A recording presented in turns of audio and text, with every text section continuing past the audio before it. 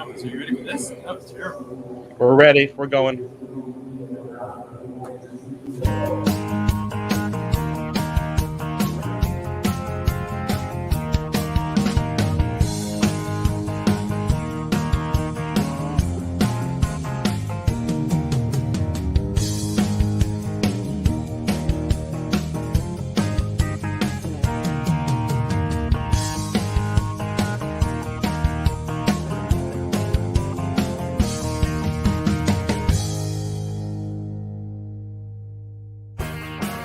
No matter if points are gained or points are lost, there will be much to discuss.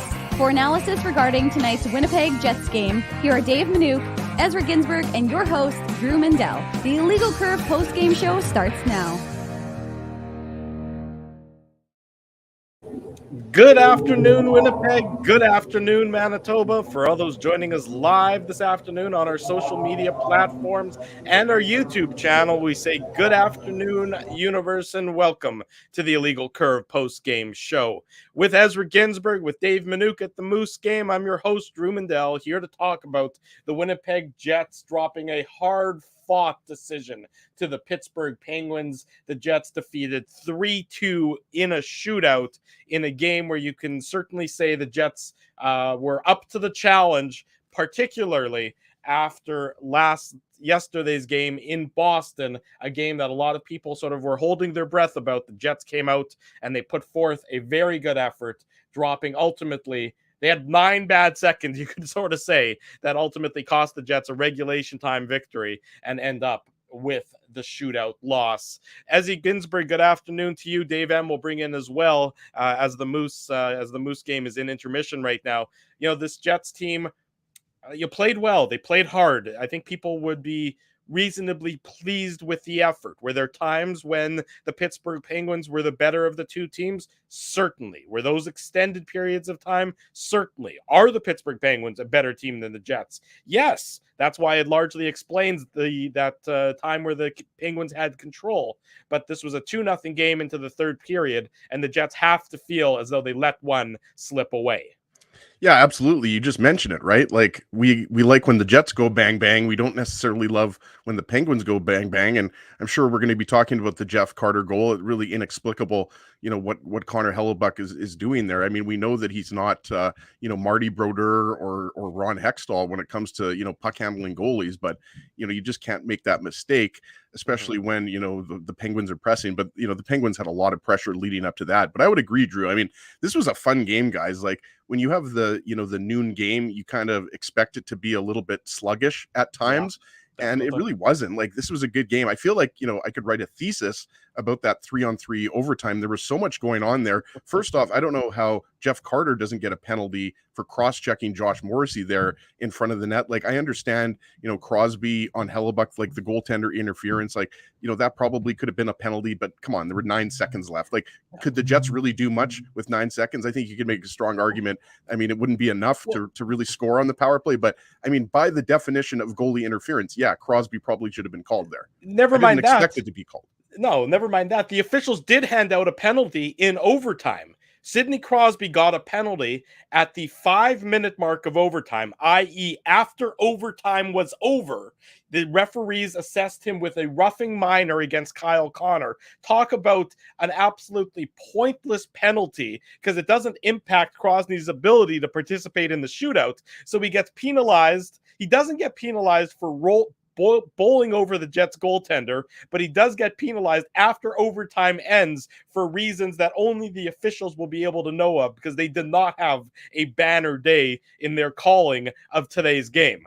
You almost wonder, Dave, if that's something that the NHL should revisit. I can understand, you know, why it's in place, but like, why call it? Because it's just a paper transaction, right, Drew? That's all like, it is. It has absolutely no bearing on the game. And then obviously Crosby scores in overtime, but Malkin, I mean, the move, the little, you know, toe drag on Mark Scheifele, and then Hellebuck makes a good save. But you know what I'm going to remember about this game is just how good Jarry and Hellebuck were. Like, guys, Hellebuck played. The game finished less than 24 hours ago, and Hellebuck was excellent, right? So, I mean, it's just unfortunate what happened there, but we've talked about it before. Like, you know, humans make mistakes. Unfortunately, you know, Hellebuck is in a tough stretch here. He's not playing his best hockey, Dave. So, yeah, I mean, the Jets, that's a hard-earned point, I should say, you know, as Drew mentioned, But I mean, we're always going to remember just what could have been. The Jets kind of let one slip away there. Certainly the case, Dave M. We'll bring you in as you're at the Moose game where the Moose and the Chicago Wolves are into the first intermission, if I'm not mistaken. So there will be some a little more noise behind Dave than there typically is. Go for it, Dave M. Unmute yourself now, buddy. Can't hear you if you don't. I thought you were going to unmute me. I had to put my camera a little bit farther back so you get that wide angle. Do you have a shooter, Dave? I know people. What? Do you have a shooter? Shooter? No, I don't. I actually saw maybe. I'll see if Colin Jensen. I thought Freddie Mislawchuk might have been your cameraman there. No, nobody. No cameraman. Just got a little setup here in the surplus press area to be able to do the show with you guys. So yeah, no, I mean it's an interesting game, right? You expect the Jets to have a good start because they're because of the way the game ended in Boston, and they did. They had a good start. Came out strong again in Pittsburgh. And look, Pittsburgh. Drew said it. Pittsburgh's a good team. They're 8-2-0 in their last, not including today's game. They were 8-2-0, and now they've won 5 in a row. So you're not exactly going up against a team, and they didn't play as well. I think the last game was Thursday. So you've got a team that's very good, playing extremely well. Had guys dropping like flies in the first period. I think they lost 4 players after that first period, and some came back. But at the end of the day, like, the Jets just didn't vary their chances. And, I agree the power plays seemed disproportionate and not called. I didn't think it was vanity for the refs. I'm not one to generally try to claim refs for a lack of team's lack of success. But to me, the Jets hitting how many posts to Cal Connor, how many shorthanded chances did the Jets not take advantage of? So, I mean, there were a lot of instances in this game where the Jets could have, increased their lead and put this game away a little bit, and they didn't. Not saying they didn't have that kind of instinct, but they didn't have the ability to do that.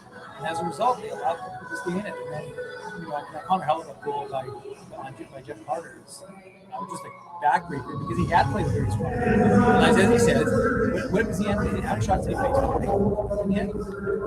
Can't really hear you, Dave, with the background noise, so I'm going to take it over there for a second. And to your point about the Jeff Carter goal, I mean, that comes 9 seconds. Doesn't Duncan know that we're doing the post-game show now? You would think so. The Moose PA announcer, Evan Duncan, apparently doesn't know that, but you think he should? He would have checked in with Dave M before announcing what he just announced at the Moose game.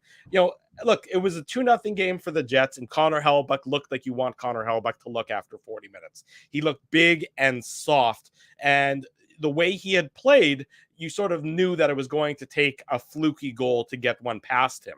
And that's what the Penguins got. And that's sort of maybe the way it's going for the Winnipeg Jets right now, where, I don't buy the argument that the Jets need more puck luck. The Jets got plenty of puck luck, the other night when they scored the goal 5-on-3 against Nashville. So that argument doesn't hold water for me that the Jets are playing so well and a little bit of puck luck will make all the difference. But in this instance, what you saw was Kasperi Kapanen getting his 9th of the year at the 6:55 mark of the third period, and it's just a deflection in off of his skate that happens sometimes. Redirections off skates happen. Oftentimes they're the only way to score in this damn league because everybody crashes down to the net so often. I thought the Jets might challenge that, actually. I mean, they obviously made the right call, but it was one of those plays where it kind of made you think for a second. I mean, in this day and age, unless you're really looking like a field goal kicker and you're coming up and you're giving it a good hoof, it seems like anything in off of skates is going to count. You're allowed to redirect it. It's only the distinct kicking motion that wasn't distinct, which no one knows what that actually means. Of course not. That's a word jumble that is only interpreted by the people at the NHL head offices, and it's interpreted in different ways depending on who is working the review booth on any particular night. Sorry, Drew. Before you continue, I think it's just so funny that Dave. If you didn't know Dave was there was a Moose game going on, it's so quiet. It looks like Dave is maybe just in the press box by himself, and as soon as he activates his microphone, it's super loud. Sorry, I just thought that was funny. Let's get some noise back in here, Dave. No, right now, we'll wait till Dave talks, and then we don't need the background noise to be excessive. All of a sudden, Dave became a mime. Yeah, that's smart. That I don't mind Dave there being a mime. But what I was saying was Kapanen scores, and the Jets, you deflate. I understand why you deflate, but you can't deflate to the extent that the Jets deflated there. Connor Hellebuyck has to be more aware of what's going on around him when he comes out to play the puck. And I know a lot of people are saying, never play the puck, never play the puck. You can't play the puck. That's just not the way it works. Connor Hellebuyck's not a great puck handler, but you still need your goalie to have the wherewithal in order to make simple plays. And I'm not sure what was going through his mind there. I'm not sure if he thought that he had support on the backside where the puck came to Jeff Carter. I'm not sure if he just, if it ricocheted harder than he thought it was going to. But that's just a giveaway and an opportunity onto the Penguins stick that you can't give up in that instance. Jeff Carter, if he knows how to do anything still in this league, and that's score goals. He's been scoring goals at a very impressive clip for the entirety of his career back to his time in Philadelphia when he refused to go on the dry island with Mike Richards, if you want to go back over a decade. But that's the reality of the situation. And, Jeff Carter can't be availed that opportunity from Connor Hellebuyck in that instance. Well, yeah, and it's just so unfortunate because as we talked about, he's had a rough road trip, right? Like Hellebuyck hasn't been playing, certainly at the level when he won the Vezina Trophy or when he was a Vezina finalist, right? So that's what's so unfortunate about it, because you talked about it earlier. Up until that point, right? Like the Kapanen goal, I agree with you. Like it goes off a skate, whatever, and you're not going to blame Hellebuyck for that one. But that second goal by Jeff Carter is 100% on Hellebuyck. And it's kind of, I watched the replay and I'm still not really sure, like he obviously, thinks he's getting it to a defenseman, but there's just nobody there, right? Like Brendan Dillon was the defenseman that was on the ice, like the closest to Hellebuyck. And then I guess whoever was, I forget who was on with Brendan Dillon, but whoever was on with Dillon, that's who Hellebuyck's trying to get the puck to. He just doesn't do a very good job of it. So yeah, that goal is going to obviously stand out, not only because it was the tying goal, but just because of the just egregious giveaway, right, Dave? So let's get the loud man back in here. But for the most part, I think you're pretty happy with the way you played in the second game of a back-to-back. I think Kyle Connor definitely, deserved a goal and another goal, I should say. And Pierre-Luc Dubois, I thought it was fitting that he went in on the shootout because he was another guy that had so many grade A opportunities. But again, it comes down to the shootout, and it's a coin flip as far as I'm concerned. Dave, your thoughts on the Hellebuyck giveaway? Well, they're just playing a little jump around, so it's exciting. The second period will start here in Canada Life as the year performing. I mean, Canada's more authentic. They're going to get authentic. Maybe I'll turn the camera and they can see that. But look, at the end of the day, we know Connor Hellebuyck's puck handling is not his strength, and that's what they. And that's communication. That's he needs to be told that it's not the play isn't there. That it's not there. And he either has to have presence of mind and has to know that it's not a good situation. And of course, it's kind of a failure on a team level, but individually as well.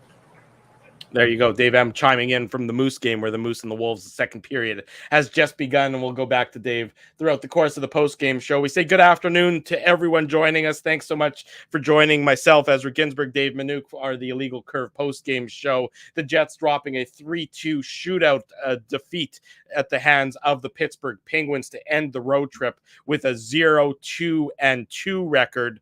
It could very easily have been a 2-2 record if the couple of the games that they ended up losing in overtime or the shootout, the bookend games against Washington and Pittsburgh, had gone the other way. That being said, I think there was more concerning things than positive things ultimately on this 4-game road trip for the Jets. We can look back at that as well. In addition to looking at today's game, I thought this was their best 60-minute performance though of the road trip. Every other game, I thought there were some warts in their game and some deficiencies in their game.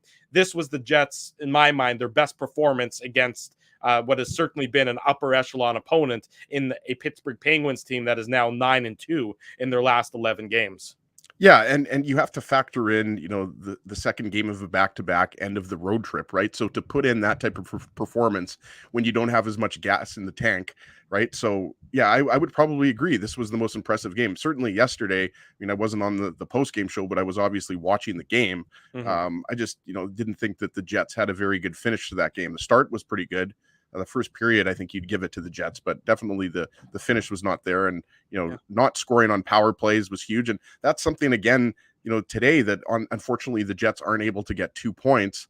They kill off all those penalties. And we know Pittsburgh's power play is extremely potent, right? So, I mean, they score on the one power play opportunity. It was kind of a weird game. We talked about the officiating, in the overtime. I just thought, it it kind of wasn't clear what the refs were going to call during this afternoon's game. And again, that goes back to what we were talking about. Sometimes these afternoon games, some weird things happen. Like we had a fight between Nate Beaulieu and Brian Boyle. Looked like Brian Boyle's shoulder might have popped out or something, and then he was back in the game. Right? Obviously, Teddy Bluger didn't come back. I'm missing somebody else. Drew, somebody else left the game too. But they might have come back. There were 3 pens at one point that left the game. But we'll look back on that. Maybe somebody in the chat will bail us out. Rust. There you go, Brian Rust. There you go. Came Yes, back exactly too. right. Yeah, He Rusty, came back. Yeah, he came back. Good, he came good back player. and played 1844. He's a good player for the Penguins. He's a really good player. So Yeah. I mean, look at when you consider everything, like Drew just mentioned it. 8-2 heading into this game. Now 9-2. Second game of a back-to-back. Last game of the road trip. Mhm. All things considered, Hellebuck back in net. And just on that point, because I know there's some people in the chat talking about it. I mean, I don't think any of us are surprised that Hellebuck gets the start. That's a really tough assignment, Dave, for Mikhail Burden to come in second game of a back-to-back against Pittsburgh when the Jets are desperate for 2 points. And look at Hellebuck responded. So all things considered, Dave Lowry made the right choice. Oh yeah, I mean, I'll say that because I thought I thought that they were going to go with Burden. I thought after yesterday. I thought so too. By the way, I would be lying if I said they were going to go Hellebuck back-to-back. Where Hellebuck went, I think it was 34 shots against in yesterday's game, so it wasn't like he had an easy time of it. I thought that they were going to go with Burden. I thought maybe the Mikhail Burden and net might be able to refocus the team in the defensive end of the ice. Obviously, they went with Hellebuck, and they certainly were justified. He justified their faith in him because he played a very good game, except for. I mean, not even the first goal. The goal by Kapanen, I don't fault on Hellebuck. It's just a fluky deflection. It's just that one lapse. And when you're a Winnipeg Jets team right now that is just without confidence, they can't have those lapses. And it's not a significant thing. I mean, for the most part, what they played, the style they played, the physicality they demonstrated, you like their game. And if they could take that game and they can, perform that game more often than not, then I think people would be fine with it, Dave. I think it might be a little bit quiet behind you, so we'll get you in at this opportunity. But it's the inconsistency of it all that's driving people mad, and I'm sure is driving the players mad, is that they can look as poor as they did in that first period against Nashville, and they can look as poor as they did in the final 40 minutes against the Bruins, yet they can look more than decent against the Penguins team today and ultimately end up losing in the shootout. But they want that game. Why can't they have that consistency in their game? Well, I mean, if I knew that, I'm sure I'd be on the Jets coaching staff too. But right. I'm not. I'm with you two bozos. So I think what it comes down to ultimately is, if you think about it, what have you been practicing for 3 weeks essentially? Is trying to figure out how to play a consistent game. And they're obviously tweaking their lineup and they're trying to figure out how things are going to go in that regard. And we learned that Dylan DeMello has an upper body injury. We learned Logan Stanley has a lower body injury. For folks wondering why Billy Manola wasn't in the lineup, we weren't able to get him in because the Jets didn't have time to maneuver with the waiver. They'd have to play someone like Nathan Beaulieu, or they'd have to have signed Dylan Sandberg down to the taxi squad. They didn't have enough room to get Billy Hino in the game if people wondering why he wasn't playing. So, I mean, they didn't have really any other options because of obviously the injury that Dylan DeMello sustained and obviously whatever happened to Logan Stanley. We didn't know what his status was. Everyone assumed yesterday that it was a healthy scratch decision, but of course, ultimately he was. He's been designated as having an upper body injury. So don't forget to lean back, Dave. I will lean back right now, and I'll let you take over the mic, big guy. There you go. As you interrupted Dave, now you have to talk. Now you have to talk for him instead. Careful what you wish for there. Those Fat Joe lean back playing in the background there, in case anybody was wondering what I was talking about. I just assume people are always wondering what I'm talking about, but in that particular case, they were playing a little Fat Joe, good rapper. Yeah, I mean, anybody who thinks that mistake though by Connor Hellebuck was because he played the previous day, I think is ridiculous. Like up until that point, guys, he was almost in a shutout situation there. He was in a shutout situation there. Yeah, so he was perfect up until that. He was perfect up until Kapanen's goal. So like, come on. I mean, this happens. Like I'm not defending Hellebuck. Maybe I am defending Hellebuck, but in this particular case, I mean, it's a mistake that he knows he can't make. And it's unfortunate, you feel bad for him. At least I felt bad watching that game. I was hoping that the Jets would be able to pull out the extra point in overtime or the shootout just for him, basically. That's not hard. Like we talk about this and I guess some people that don't watch hockey a lot wouldn't know how rare it is to play the second game of a back-to-back. I mean, Dave can tell you it happens a little bit more in the AHL when you have 3 games in a row, right, Dave? But or just in general because of the league. But in the NHL, you rarely see it. Like, how many times, guys, in the last 11 years or 10 and a half years since the Jets have been back, how many times have we seen a goalie go 2 games in a row? I feel like Hellebuck's done it before, but he's only done it a handful of times. So it's just one of those things that nobody takes pleasure in, except for the Pittsburgh Penguins, I guess. But it's just one of those plays where, yeah, I mean, you can't do that. And, you know, it allows the Penguins to force it to overtime. But, you know, on a positive note, the Connor, Dubois, and Perfetti were really good. Connor had 7 shots on net. Well, Perfetti was really good too. He had a good chance earlier in the game. So, I mean, let's look at some of the positives as opposed to just, you know, focusing on that one giveaway by Hellebuck. You do love looking at the positives. You're a glass well, you have to. Full, I mean, you're a glass half full kind of guy.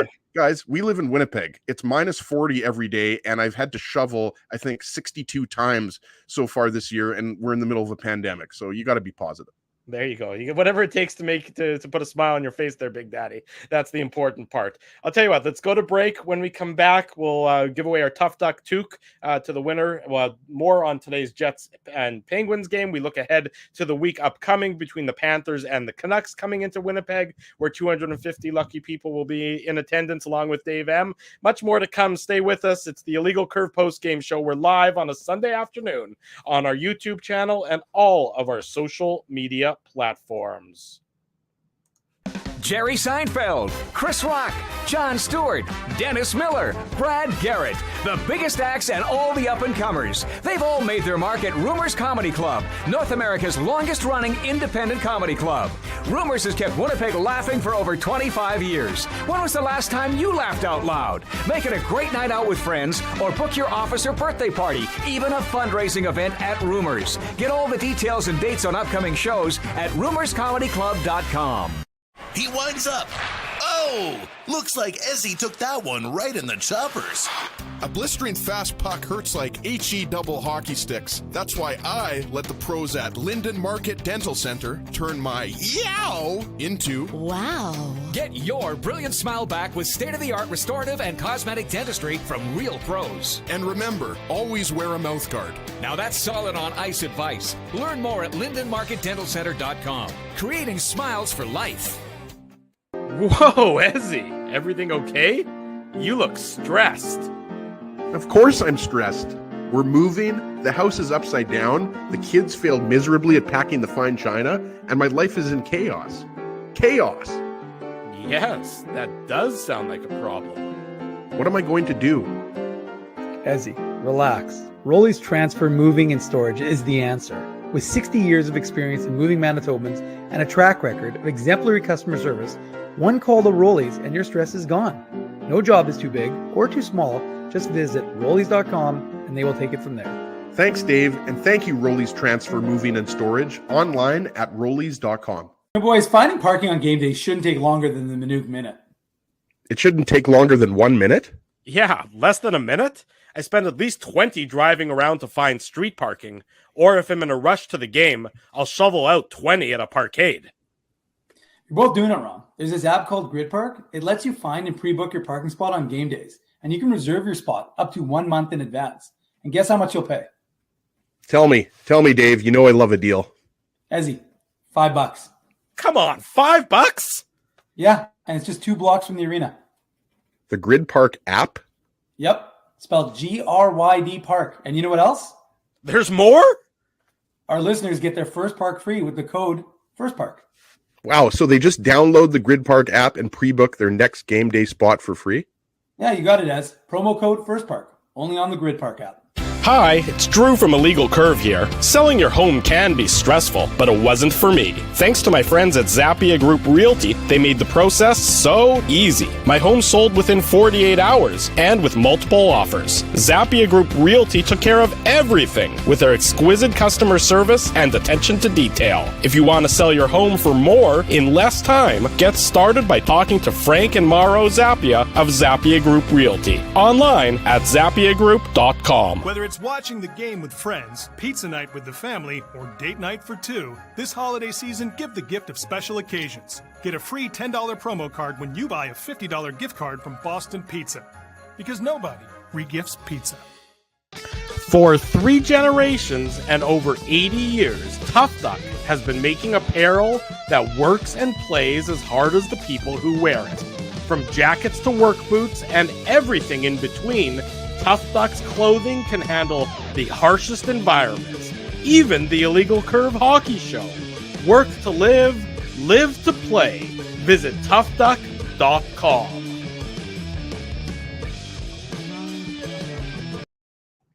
Sunday afternoon, welcome back to the Illegal Curve post-game show. Dave M showing us a little bit of the Manitoba Moose game going on in the background. He's high above the ice surface at the arena watching the Jets AHL affiliate. There he is, handsome man back on camera. No, Dave, just go back so we can watch the game. We don't need to see you. Go back to that other view.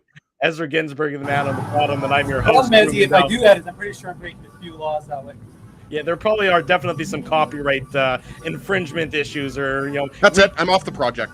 Rebroadcasting and retransmitting without the express written consent, not the implied oral consent of the AHL. That'll get you into trouble every day and twice again on Sundays. A couple of comments coming from the post-game scrums that I wanted to bring forward. According to Jets interim head coach Dave Lowry, Evgeny Svechnikov was a healthy scratch in this afternoon's contest. So obviously Svechnikov a little bit in the doghouse of the Jets interim head coach. Dylan DeMello and Logan Stanley will need to be evaluated this week. That to me indicates that they would definitely be questionable and or doubtful for Tuesday night against the Florida Panthers before the Vancouver Canucks come into town on Thursday. So that'll certainly something to be keep a close eye on for the Winnipeg Jets. I haven't seen next week's schedule yet for the Jets, but I would imagine that they're off tomorrow would be my strong assumption given the back-to-back and the travel and everything else. So I would not expect there to be any sort of practice prior to the game day skate on Tuesday, where we'll have a better idea about what's going on with the roster, especially as it pertains to the back end with Ville Heinola. There needs to be a little bit of roster juggling done in order to get Heinola in the lineup, unless it's going to be Nate Beaulieu back in again as he played today for the Jets. We'll know more early in the week, Ezzy and Dave. Yeah, I think it's going to be here to get Dave in here because I've definitely talked too much, but I agree. I think that there's a good chance that you could see Ville Heinola. I'm not saying that it's better than 50% or anything like that, but do you not have to consider Heinola, especially against a really skilled team like Florida, Dave? Yeah, I mean, you need someone who can move the puck. And again, like you said, or Drew, sorry, you're going to have to make some roster moves because you can't afford to have everybody up right now the way the roster is currently constructed. With Blake Wheeler coming back off LTIR, even though you put Nikolai Ehlers on, there's obviously a disparity in their salary, their cap ramifications. So, yeah, we'll see what happens in that regard. And it's interesting it's an interesting decision to have Evgeny Svechnikov, who can tell he's in the bid. Obviously, the fact that, what did he play? 3 minutes in one game. So, I mean, it's clear that there's something that Dave Lowry doesn't love about the player and as a result. And it's interesting because, I mean, I'm not really seeing that often Christian Vesalainen. And so you're wondering what is exactly Christian Vesalainen bringing that you wouldn't get in Evgeny Svechnikov. I mean, I don't see it personally, but we'll see. Took a bad penalty today too, Dave. Yeah, I mean, there's going to obviously be some roster juggling for the Winnipeg Jets. I mean, this is the last week that they have the taxi squad available to them. That goes away after the All-Star break unless something changes from the NHL's perspective. But I don't expect that it's that the plan is going to be altered. I expect the taxi squad will go away as of after the All-Star break, which of course starts. I guess there's another. The Jets play this week. They have their games. They play Saturday against the St. Louis Blues. Then they head out to Philly, I believe, next Tuesday. And that's what wraps up the pre-All-Star game portion of the schedule. So it'll be interesting to see the Jets, what happens with their roster. I mean, this is another 4-game stretch before the All-Star break that the Jets have to build on today's game in terms of their performance. In terms of, I saw some comments in the chat. I saw Dave's giving the thumbs up. Oh, there you go. Moose scored. Somebody scored for the Manitoba Moose, or they're celebrating Dave M's presence in the arena. Who scored? Who scored, Dave? Lean into the mic and tell people. We can barely hear you. Johnny Kovacevic. There you go. Johnny Kovacevic scoring for the Manitoba Moose. So I believe that's now ties the game up at 1-1. The Moose and the Wolves in action. I'm not sure we'll be able to get a fulsome Moose report or Manuk Moose minute due to the combination of the background noise and Dave M, of course, having to keep an eye on the game while it's going on. But there you go, live updates as they happen. Johnny Kovacevic scoring for the Moose to equalize the game at 1-1. But as I was saying, this next 4-game stretch for the Jets before the All-Star break is pivotal. This was a lousy 4-game stretch. You get 2 out of a possible 8 points. Not good enough, Ezzy. Now you got 4 more before the All-Star break, but at least you have something in which you should be able to build on. Today's performance was something that you should be able to say, this is how we want to play, see if that can translate over, because you got a game against the Florida Panthers. We know they're a juggernaut. You got a game against the St. Louis Blues next Saturday. You're chasing them in the standings, and you have 2 teams that, the Vancouver Canucks are below you in the standings, and the Philadelphia Flyers are in absolute disarray as an organization. They've lost 10 games in a row for the second time in the first 40 games of the schedule, which is hard to even articulate and hard to believe. Yeah, and think about all the defensemen they acquired, right? Like we talked about that during the summer, but we're obviously not talking about the Flyers here. But yeah, there's no way you can really sugarcoat this road trip, guys. And yeah, to start off, you had more guys out of the lineup, and now you're healthier, and Blake Wheeler's back in the lineup, and guys are out of COVID protocol and everything like that. But I think at this point, it's tough to, find those moral victories. We're almost at the midway point of the season. Yeah. Did they play well in some of these games? Yeah. They obviously, including this afternoon's game, they played really well. So, you like parts of the games. I think Nashville, you didn't like parts of that game as well. Washington, we know that they easily could have got 2 points in that game as well. So I think for the most part, you won't be happy with this, but it's make or break time, guys. We talked about it. Now we know when all of these games are taking place. There's going to be a lot of home games in February. There's going to be a lot of games against the Central. So, this is it. We're not going to be having this conversation a month from now, right? Like the Jets are, in the fight for their lives for a wild card spot. So we're going to be talking about that a lot, but it starts with, Tuesday on Florida, huge test. Florida hasn't lost a lot of games this year. They're right up there, with Tampa Bay in the standings. I watched the Lightning the other night. I still think, I wouldn't be surprised if the Lightning win a 3rd cup in a row. Like I realize, they've lost some players, but Nikita Kucherov is back. Victor Hedman, he hasn't lost a step at all. There's so few weaknesses on this team. Obviously, they're not as deep as they were, but they're still really good. So the game against Tuesday is going to be a big test, but you're right, Drew. Like even Vancouver playing much better under Bruce Boudreau. And then you've got St. Louis, who's been solid all year long. They're at the top, near the top of the Central Division as well. So, you just have to put some wins together here. Not just the week coming up, but in the next several weeks with all of these games now that have been made up from the postponed games. Well, you're absolutely right, and you talk about the time being now and the pressure is on, and make sure as you work on getting that Tough Talk hardest hitting comment, we're going to give that away before the end of the post game show here. But Connor Hellebuyck says, quote, this is courtesy our buddy Scott Billick on Twitter. Connor Hellebuyck was talking about that he's feeling pressure at the moment. Says the team is running out of time when it comes to the playoff race. Dave M. Quote Connor Hellebuyck, the time is now. So when Connor Hellebuyck's out there saying this to the media, they know it. They know that if you fall any further behind, if you go another 4 or 5 games, 6 games without getting positive results in the ledger, then it's not going to be good enough. Then you're going to be out of time no matter what happens in the last 30 or 35 games of the season. So the Jets know it. Connor Hellebuyck articulates it. The team, in the dressing room needs to come out with one of their best performances of the year, I would say, on Tuesday against the Florida Panthers, Dave M. Yeah, look, this is all they can do. All they can do is go up against one of the best teams in the NHL and make a statement, because that's what you have to do. And you have to win. You need to win. Like there's no more. We talked about it. Like the cushion is gone. The standings bank that you did earlier in the season on the 9-3-3 run, that's long gone. That's in the rearview mirror a long time ago. So the truth is, Connor Hellebuyck's right. The time is now for the Winnipeg Jets to get some sort of momentum going, because we talked about it. You can't be you're not in a playoff spot and just trying to maintain it. You're trying to catch the playoffs. So the truth is, you can't afford not to be putting 2 points and getting regulation wins, and what they're doing right now is just not enough make them a playoff team. So, I mean, yeah, they can scratch and claw, but they're putting themselves at such a deficit with these kind of situations that really are within their control, right? I mean, this was a game for the most part, like we've talked about, against a really good Pittsburgh team that they had control of. And yet at the end of the day, they didn't end up coming away with 2 points. So will they end up lamenting it in whenever the season ends, April, May, June? I can't even remember when the season ends. We'll see.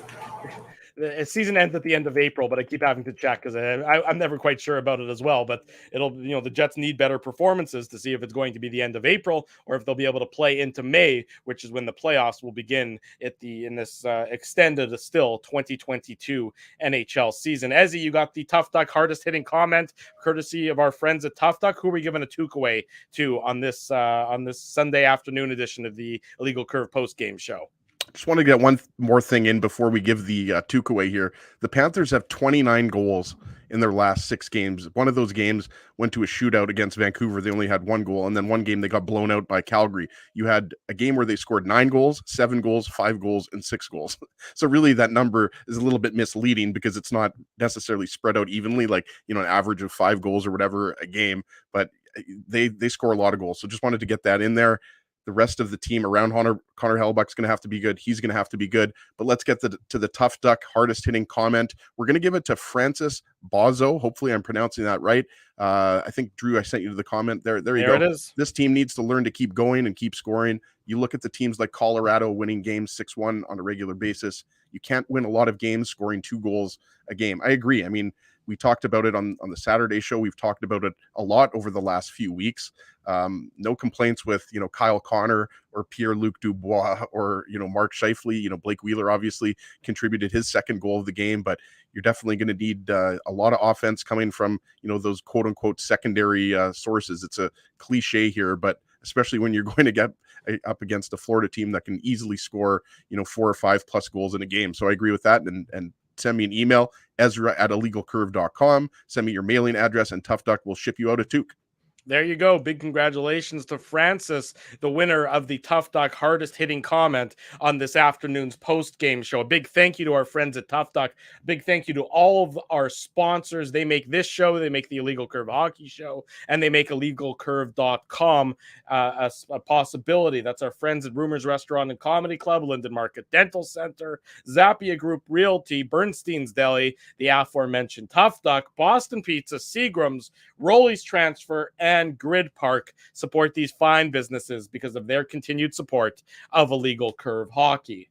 That's it for us on this Sunday afternoon for the post-game show. We're going to go spend a little bit of time with our loved ones because we keep seeing divorce attorneys coming up in our Google searches, and that's a little bit weird because I don't think any of us want to go down that road. To shovel the snow, Drew. Like I said, this is going to be my 63rd time shoveling this winter. It's snowing again. Like, I guess it snows every day in Winnipeg now. Apparently that's the new reality. The lake effect snow is beginning to affect us here in Winnipeg. Dave Minuk is at the Manitoba Moose game. He'll have continued Moose coverage on our website, illegalcurve.com. Also, you can follow along on his Twitter feed at ICDave. You also have the post-game audio available. Dave, give us that goal horn one more time. He doesn't control the goal horn, as it only happens when they score. The control room is right around the corner. If you want me to run over there and ask him to do it? Yeah. Well, you get on that. We'll see about that. The players on the ice might think it's a little weird that the goal horn goes off, but hey, you never know. They'll understand it's for Dave M and the IC post game show. Dave M is in the top right. Ezra Ginsburg's in the bottom middle. I'm your host, Drew Mandel. Until Tuesday night and the post game show after the Jets and the Panthers, right around 9:45 p.m. We remind you, please smash the like button. If you haven't already done so, subscribe on our YouTube channel, subscribe via podcast. That way you will never miss a minute of our Illegal Curve content. Until Tuesday at 9:45 p.m. Thanks for watching. This has been the Illegal Curve post game show. We wish you good night and good luck.